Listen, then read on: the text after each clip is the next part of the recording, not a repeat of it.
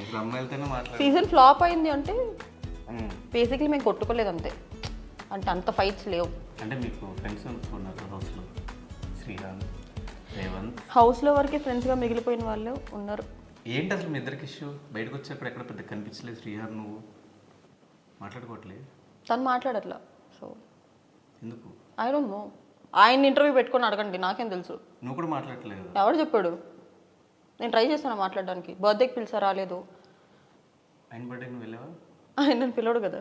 ఓ సరే, ఇప్పుడు ఏం జరుగుతుంది చెప్పు, మీ ఇద్దరికి మధ్య ఏంటి ఇష్యూ? అసలు మాట్లాడితేనే కదా తెలిసేది ఏంటి ఇష్యూ అని. So I don't no. బయటకు వచ్చి అసలు కలవలేదు. రేవంత్ బర్త్డే పార్టీలో ఒకసారి కలిసి ఉన్నా, తర్వాత నో.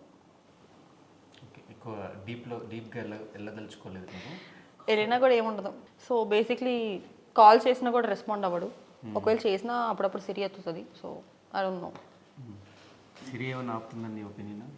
సిరి ఏమో వాళ్ళని అడగండి సార్, మమ్మల్ని అడిగితే మాకేం తెలుస్తుంది.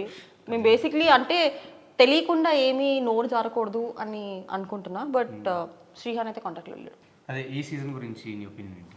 సో యాక్చువల్లీ ఫస్ట్ 2 వీక్స్ చూస్తున్నా, తర్వాత ఆస్ట్రేలియా వెళ్ళడం వల్ల అక్కడ నాకు బిగ్ బాస్ చూడడం అవ్వలేదు. బట్ మళ్ళీ వచ్చిన తర్వాత సగం సగం అర్థమైంది, సగం సగం అర్థం కాల బేసిక్లీ ఏం జరుగుతుందా అని. బట్ కొన్ని అన్ఫేర్ ఎలిమినేషన్స్ అయితే జరిగినాయి. ఎవరివి? నైని పావని, పూజ. సో అంటే నైని పావని వెళ్ళిన వీకే తను చాలా బాగా ఆడింది. ఈ 7th సీజన్లో పూజకి మాత్రమే సత్య సపోర్ట్ చేయడం లేదండి. Because she was my friend.